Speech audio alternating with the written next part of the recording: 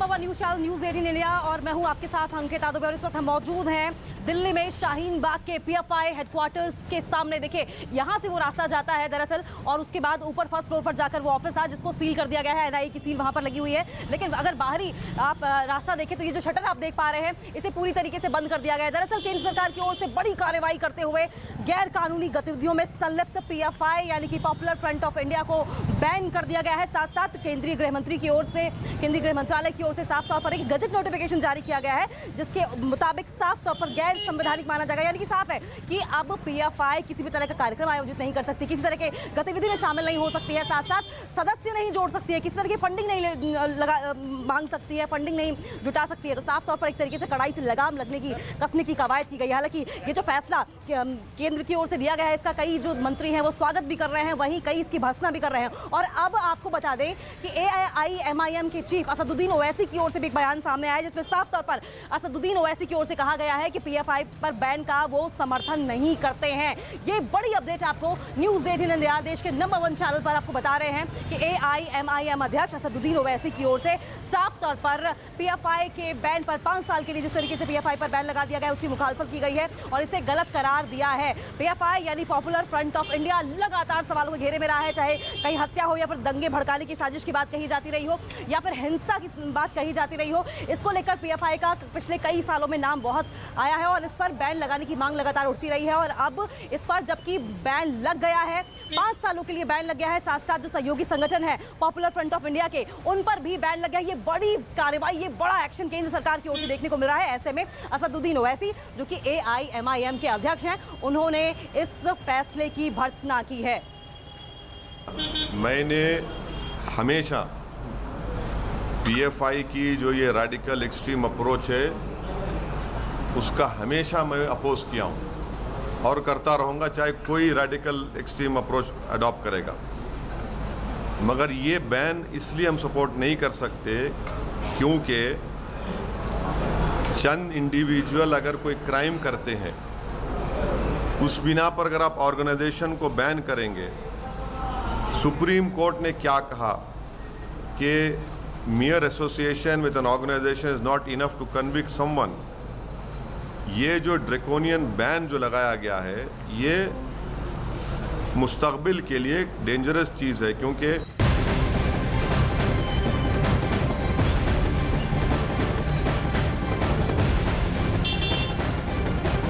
किस तरीके से लगातार एक के बाद एक रिएक्शंस आ रहे हैं और क्योंकि ये बड़ा फैसला है केंद्र सरकार का और ऐसे में प्रतिक्रियाएं भी उसी तरीके के सामने आ रही है। लेकिन इस बीच CNN न्यूज 18 के हवाले से न्यूज 18 इंडिया पर जो कि हमारा सिस्टर चैनल है, बड़ी अपडेट आपको बता दें कि एनआईए ने कई ऐसे खाते हैं जिन्हें सीज किया है पीएफआई के और साफ तौर पर जानकारी यही सामने आ रही थी कि गैर कानूनी तरीके से फंडिंग पीएफआई की ओर से होती रही है। ऐसे में 100 खातों की जानकारी सामने आई थी क्योंकि गैर कानूनी तरीके से फंडिंग लेते थे और आरोप ये लग रहे थे पीएफआई के ऊपर कि इस फंडिंग का खुले तौर पर अगर कहा जाए तो पीएफआई दावा इस बात का करती रही है कि वो लोगों की भलाई के लिए काम करती थी, लेकिन आरोप इस बात के लगते रहे हैं कि पीएफआई की ओर से दंगा भड़काने या फिर देश विरोधी गतिविधियों में शामिल होने पर ये जो फंडिंग है इसका इस्तेमाल किया जाता रहा है। और ऐसे में एनआईए की जांच लगातार होती रही है। आपको बता दें कि 22 सितंबर और 27 सितंबर को भी बड़े पैमाने पर देशव्यापी छापेमारी की गई थी और ऐसे में 22 सितंबर की अगर बात कर लें तो 106 गिरफ्तारियां हुई थी, साथ साथ 240 से ज्यादा लोग हिरासत में लिए गए थे और ऐसा ही लगभग एक तरीके से सिचुएशन की बात करें तो 27 सितंबर को भी देखी गई थी। लेकिन फिलहाल आपको बता दें जो बड़ी अपडेट आ रही है CNN न्यूज 18 के हवाले से वो ये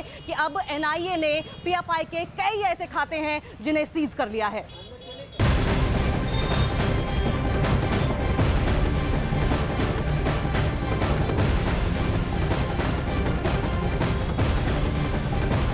देखिए किस तरीके से यहाँ पर लगातार हम आपको एक के बाद एक अपडेट दिखा रहे हैं और किस तरीके से पीएफआई पर कार्रवाई लगातार जारी। लेकिन उसके पहले हम आपको तस्वीरें दिखा दें किस तरीके से यहाँ पर पुलिस बल की भी तैनाती की गई है और सुबह से ही यहाँ पर कई टीमों में, एक तरीके से कहा जाए कई टुकड़ियों में यहाँ पर पुलिस तैनात की गई थी। CNN के हवाले से एक और खबर सामने आ रही है, पुलिस ने सुरक्षा व्यवस्था बढ़ा दी गई है, अब्दुल सत्तारी को हिरासत में ले लिया। ये बड़ी अपडेट आपको बता रहे हैं, केरल में पीएफआई के महासचिव पर कार्रवाई की गई है।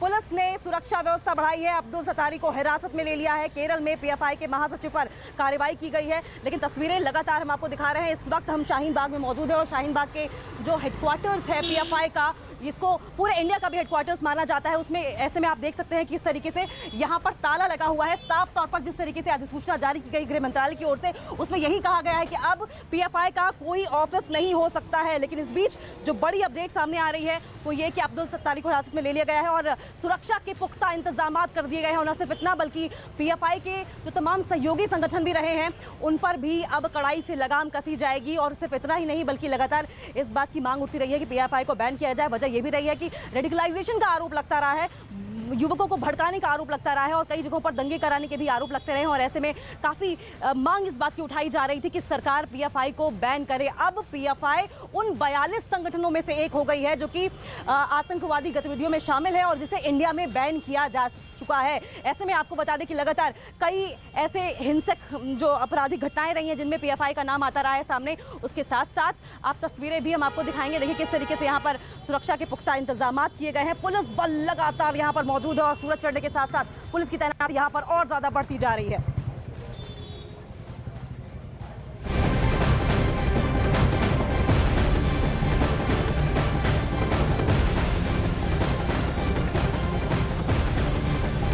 फिलहाल तस्वीर आपकी स्क्रीन पर आप देखिए किस तरीके से यहाँ पर पुलिस बल की तैनाती की गई है। देखिए एक के बाद एक पुलिस यहाँ पर पहुँच रही है और ऐसे में आपको एक के बाद एक अपडेट्स न्यूज़ 18 इंडिया लगातार पहुँचा रहा है। न्यूज़ 18 के दीपक बिष्ट की बड़ी खबर सूत्रों के हवाले से सरकार के खिलाफ कुछ दस्तावेज मिले हैं, कुछ मुस्लिम संगठनों के फॉर्म भी मिले हैं। दिल्ली में छापेमारी में कुछ आईडी भी बरामद की गई। पीएफआई पर एक्शन से जुड़ी ये बड़ी अपडेट आपको बता रहे हैं। और देखिए ये जो रास्ता आप देख पा रहे हैं और यहाँ पर ये तमाम पुलिसकर्मी दरअसल इस अंडरग्राउंड रास्ते से होते हुए पीएफआई के ऑफिस में जाने की कोशिश कर रहे हैं, जिसके बाहर इस टाइम पे कुछ लोगों का जमावड़ा लगा हुआ है। हालांकि आपको बता दें कि 22 सितंबर को जो देशव्यापी छापेमारी हुई थी उसमें एनआईए की ओर से इस ऑफिस में ताला लगा दिया गया था।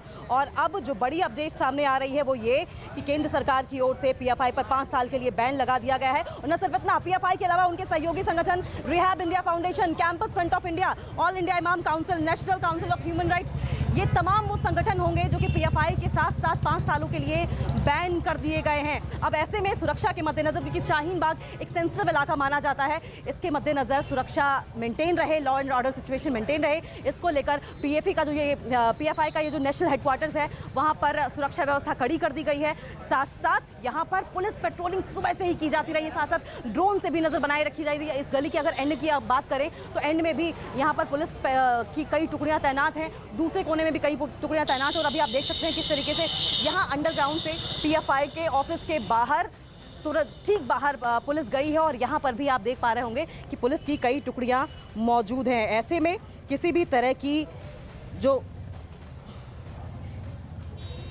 इस तरीके से आप तस्वीरें देखिए। और आपको बता दें ये बड़ी अपडेट की केंद्रीय गृह मंत्रालय की ओर से साफ तौर पर सूचना जारी की गई है। और बड़ी अपडेट यह है कि 5 साल के लिए पीएफआई यानी कि पॉपुलर फ्रंट ऑफ इंडिया पर बैन लगा दिया गया है। न सिर्फ पॉपुलर फ्रंट ऑफ इंडिया पर बल्कि साथ साथ जो तमाम सहयोगी संगठन रहे हैं पीएफआई के उन पर भी बैन लगा दिया गया है। और इसी के मद्देनजर सुरक्षा व्यवस्था चौतरफा कड़ी कर दी गई है। 22 सितंबर या 27 सितंबर की बात कर लें तो देशव्यापी छापेमारी की गई थी और छापेमारी में एनआईए को कई अहम सबूत भी मिले थे। और जिसके मद्देनजर अब केंद्र सरकार की ओर से ये बड़ा फैसला लिया गया है कि पीएफआई पर अब लगाम कसी जाए, क्योंकि मांग लगातार इसी बात की उठती रही है कि पीएफआई आतंकवादी संगठन है, इस तरह के आरोप लगाए जाते रहे हैं। और जिस तरीके से हिंसा, हत्या, एक्सटॉर्शन में पीएफआई का नाम सामने आता रहा है, उसी के मद्देनजर अब केंद्र की ओर से ये बड़ा फैसला लिया गया है। और बड़ा फैसला लेते हुए अब पीएफआई पर 5 साल का बैन लगा दिया गया है। इसके अलावा इन छापेमारियों में संगठन के बड़े बड़े नेता गिरफ्तार किए गए हैं। देश के 8 राज्यों में मंगलवार की अगर बात कर ले तो पीएफआई के करीब 25 ठिकानों पर छापे मारे गए थे। 170 से ज्यादा लोगों को हिरासत में लिया गया था। पीएफआई से जुड़े संगठनों पर भी प्रतिबंध लगा दिया गया है। दरअसल गृह मंत्रालय ने आतंकी संगठन और देश विरोधी गतिविधियों को देखते हुए जिस तरीके से पीएफआई का बार बार नाम आता रहा है, उसको लेकर अब पीएफआई पर ये जो लगाम थी वो कड़ाई से कसनी जरूरी समझी। लेकिन फिलहाल ये तस्वीर जो आप देख पा रहे हैं, दरअसल ये पीएफआई का वो रास्ता है जो कि अंडरग्राउंड होकर जाता है। और ऐसे में आपको तस्वीरें तो हम दिखा ही रहे हैं, लेकिन साथ साथ रिएक्शंस भी बता रहे हैं, क्योंकि पीएफआई के बैन होने के बाद हमने असदुद्दीन ओवैसी की ओर से किस तरीके से इस बात का समर्थन नहीं किया गया है ये सुनाया, लेकिन क्या कुछ प्रतिक्रियाएं और आ रही हैं ये भी आपको सुनाएंगे। और सबसे पहले आप सुन लीजिए कि अजय मिश्रा टेनी की ओर से पीएफआई को 5 साल के लिए बैन किया गया है, साथ साथ जो पीएफआई के साथ जुड़ी हुई संस्थाएं थी उन्हें भी बैन किया गया है, उस पर उनका क्या कुछ कहना है, रिएक्शन क्या है। ये एनआईए के द्वारा जांच हो रही थी और जिस तरह से एविडेंस मिलेंगे ये मैंने कल ही कहा, उसी के अनुरूप ये कार्रवाई की गई है और आने वाले समय में भी जैसी सूचनाएं मिलेंगी उसके आधार पर हम कार्रवाई करेंगे। और इस बीच योगी आदित्यनाथ ने भी पीएफआई पर बैन का स्वागत किया है। योगी आदित्यनाथ ने ट्वीट किया है और उन्होंने ट्वीट करके लिखा, राष्ट्र विरोधी गतिविधियों में संलिप्त popular front of India PFI और उसके अनुषांगिक संगठनों पर लगाया गया प्रतिबंध सराहनीय और स्वागत योग्य है। ये नया भारत है, यहाँ आतंकी, आपराधिक और राष्ट्र की एकता, अखंडता तथा सुरक्षा के लिए खतरा बने संगठन और व्यक्ति स्वीकार्य नहीं है। और अब एक नजर डालते हैं